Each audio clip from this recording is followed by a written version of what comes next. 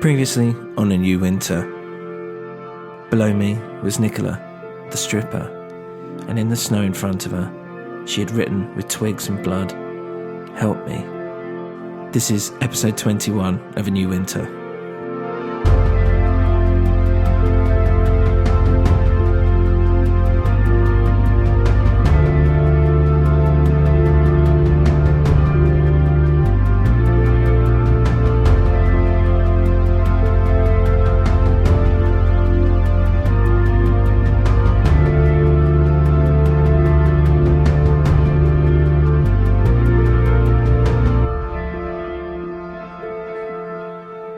I grabbed my coat and ran outside, and there she was in front of me. I could see she was terrified. There were scratches, bruises, and some deep cuts. Her eyes began to well up, and she cried and fell forward. I threw my coat over her and helped her up, and slowly took her inside. I sat her down in the kitchen and got her a glass of water. She sipped at it gently, and I shushed her just to calm her down. Her breathing slowed, and I could feel her muscles start to relax. "It's okay," I kept saying. "You're safe here. You're safe." She nodded slowly. She wasn't turning to look at me. Instead, she just stared into the glass, rubbing the rim slowly with her finger. I wasn't sure whether to ask her what had happened yet. Instead, I thought I'd just wait. I'd wait until she was ready to talk. It was the middle of the night, after all. "You can sleep in my bed," I said.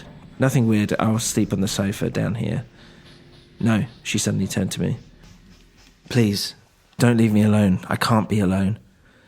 Okay, I said. "Then, look, I'll sleep on the floor, alright? You need to have a shower first, though. Then, I'll have to have a look at your cuts." She nodded, and I took her upstairs. I'd guessed my mum had drunk herself to sleep, until we crept up the stairs, and she poked her head out. "What's going on here?" she said. Then after noticing Nicola, her eyes enlarged, and she threw the door open. "What the bloody hell have you done?" "Oh my God, what have you done?" "What?" I was shocked. "Do you think I did this? She's a friend, okay? She needs help. Look, just go back to bed. You're not helping anyone. Go to sleep." "No, we should call someone. Go to bed," I said through gritted teeth. I was sick of her sticking her nose into my business, thinking the worst of me at every step. I wasn't having it, not tonight. She closed the door and didn't come out for the rest of the night, thank God. Nicola went to the bathroom, came out, and looked a lot better. She was still bruised, but after looking at her cuts, it seemed to not be as deep. It was nothing that a few various sizes of plasters would be able to sort out. After she was cleaned up and a bit more together, I made her a cup of tea and brought it to her in bed. She looked gorgeous right there. No makeup caked on, no false pretenses, just her natural, out-of-the-shower look. And I could see how pretty she really was. I immediately felt guilty for even thinking that. She'd come to me for help, and here I was. I just couldn't avoid the male gaze, objectifying her. I put all that aside and sat on the bed and just said to her very softly, "Look, do you want to talk?" She shook her head, "No." I said, "Okay, look, I understand." I threw a duvet onto my bedroom floor, grabbed a pillow from the wardrobe and settled down for the night. I don't know why, but there was something magical I felt when I settled down. It wasn't often I had a girl around, to be honest, and never one as beautiful as her, but what with everything happening, it was just nice just to have someone there, some company. I didn't want to sound patronising to her, but I just wanted to look after her. Seeing her like that was distressing, and I couldn't sleep until I'd figured out what must have happened to her and why had she come to me. As soon as I started, I heard Nicola get out of the bed and come under the duvet with me. She cuddled up behind me. I could hear her breath get deeper, and, well, she'd almost immediately fallen asleep. And not long after, I did as well.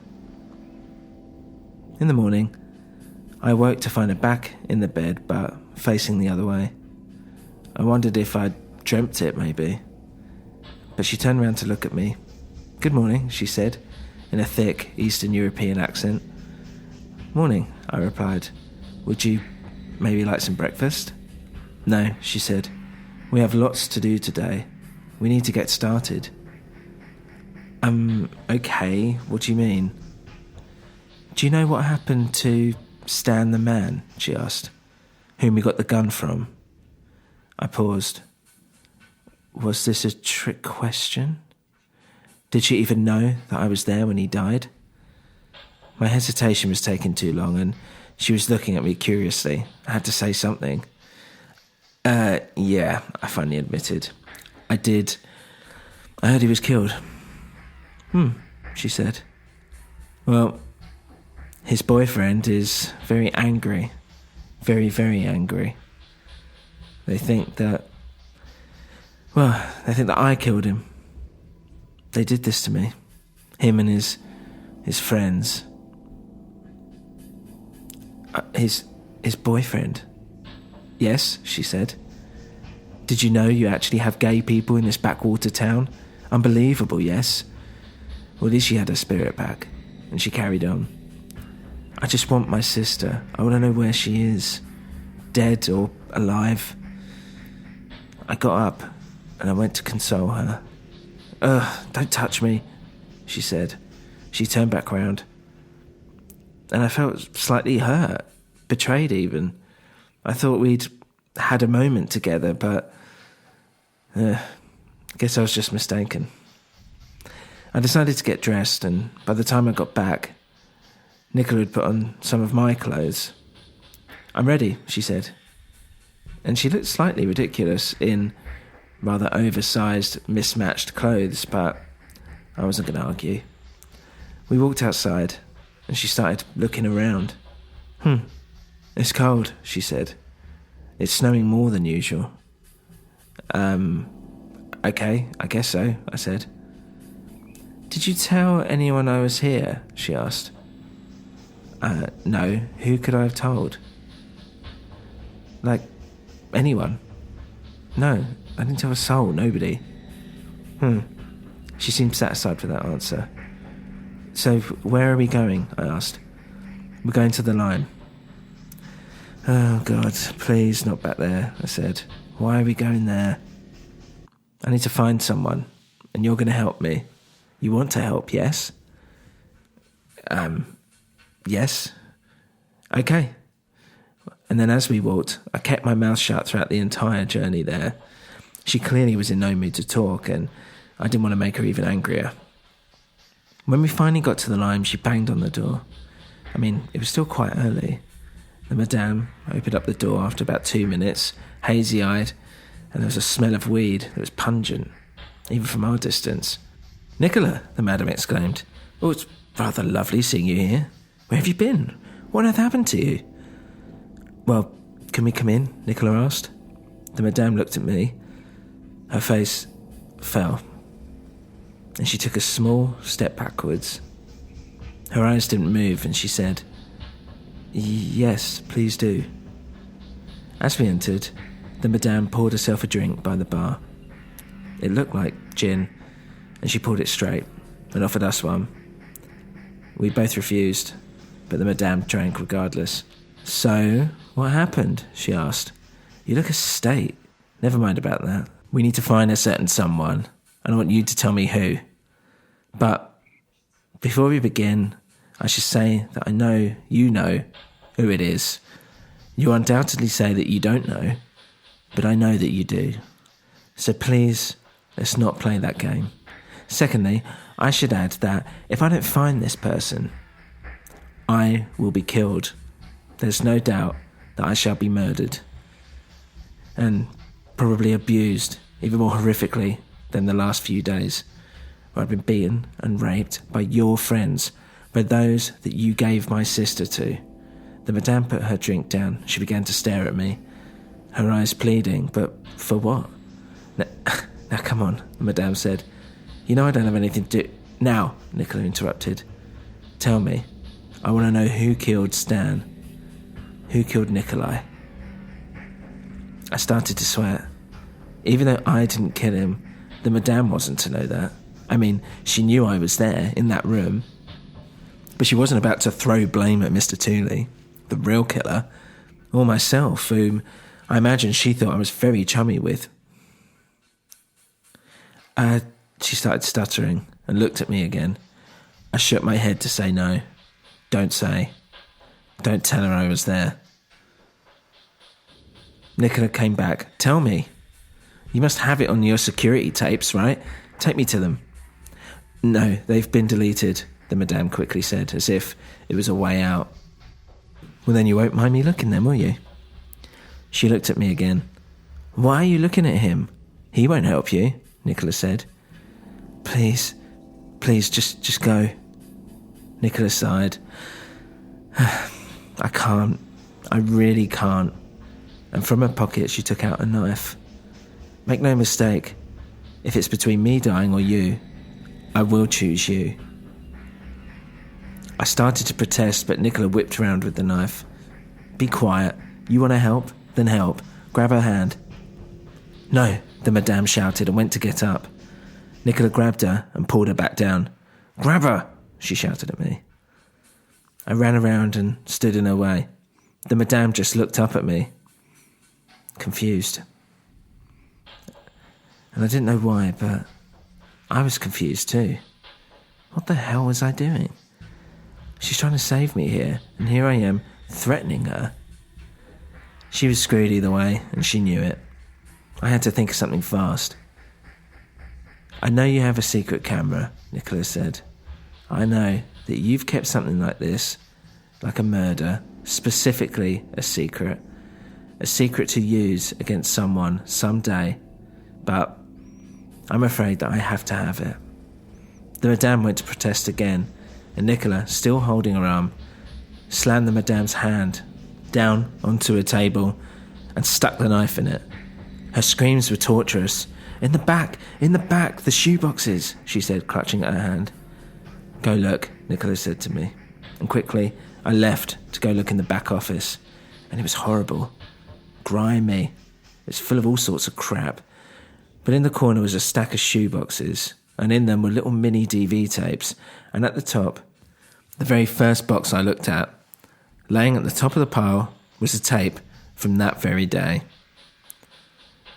The name Nicola was scribbled on it in black marker with a thick red line put through it. And so here it was. Proof. Proof that I was there. Proof I was there in plain sight when Nicola got murdered. You found anything? I heard Nicola shout from the other room. I quickly put the tape in my pocket and picked up the box and brought it back out to the bar. Well, it looks like this is the latest batch. I mean, it's not here. You can rummage through it yourself if you like. Incensed that there was nothing there, she started to get angry. Where is it, you old whore? She was shouting at the madame who was cowering by the bar, just quivering. As I looked down at her, I realised that whatever happened next would be my fault. I toyed with the tape in my pocket. Where is it? Who did it? Who killed Nicola? Nicola was starting to go crazy. She was pulling at the madame's hair, holding her face up. Please, she pleaded back with tears. Please, just leave. I don't have anything to help you. Just take the money. Take the money in the back and... I don't want your money, Nicola spat back. You took my sister away. You used me. And even now you pretend like you're helping me when you're not. It may not look like it, the madame said, but I am helping you, I promise. The madame turned to me. Both of you. Nicola smiled, bent down to face her. Then let me help you, like you helped me. And with that, Nicola plunged the knife into the madame's throat and twisted it sideways, leaving a gaping hole in her neck. The madame tried reaching her hands up, but blood was gushing out everywhere. She couldn't speak, and... well, neither could I. I just stood there, by Nicola, watching this poor old woman die in front of me. Didn't say a word. I didn't even move. I felt my consciousness fall deep into myself. It was like It was like an out-of-body experience. I felt a tug at my sleeve, but I just couldn't turn my eyes away. I felt like I had to watch. I just had to watch her slowly bleed out. "Come on," Nicola shouted, as she started throwing alcohol around the bar. She then got a dirty rag from the sink, poured more booze on it, and ran to the front door. "Let's go," she said. She set light to the rag and threw it at the bar, smashing the mirror. The whole thing just caught fire, and then we walked out. "Don't run," she said under her breath. And I didn't. We just calmly walked away and kept walking. Like the walk over there, we didn't speak, we just walked in complete silence. I then realised that we were heading in the wrong direction. I presumed we were going home, but apparently not. "Where are we going?" I asked. "Somebody wants to meet you," Nicola said. "Shouldn't we talk about what just happened first? What you just did?" "We did it. You and me. Don't forget that. You're with me now. It's your knife. I'm wearing your clothes." "Jesus," I said. "What is this, a threat?" "No, not at all. Look, I just want you to know that we're in this together now. We're going to see this through until the end." She placed her hand on my shoulder and then went in to kiss me on the cheek. On the cheek, I thought. Like something platonic. Great. "Well, who are we meeting?" I asked. I guessed it had to be someone vaguely important, that we have to go meet them right this moment. "You'll see," she said, and gave a tiny little smile, which, after what just happened, just felt weird. It was disturbing. We walked for another 15 minutes until we got to a small cafe. It was the same cafe I'd met in with Jackie, which seemed like years ago now, but it'd only been a matter of days. I half expected to see her, to be honest. That maybe this was who we were here to meet. But when I looked in, all I could see was a couple of bloated middle-aged men and a young blonde girl sitting by herself. She turned around, and when she saw us, her eyes lit up. Did she recognise me? Did I know her? Nicola walked up and gave her a hug. She introduced me to her as Sophia, and when she spoke, I noticed an accent. I sat down, and Nicola calmly just said, "You might know Sophia's father. I told her that he's been missing for some time now, hasn't he?" Sophia nodded. She couldn't have been more than 15, 16. "Oh, really? What's his name?" I asked. And suddenly, I knew.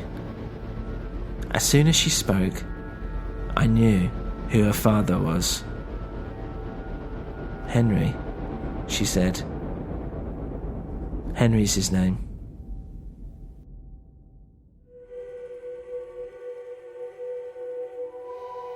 If you enjoy the show, please leave a review on your podcast platform of choice.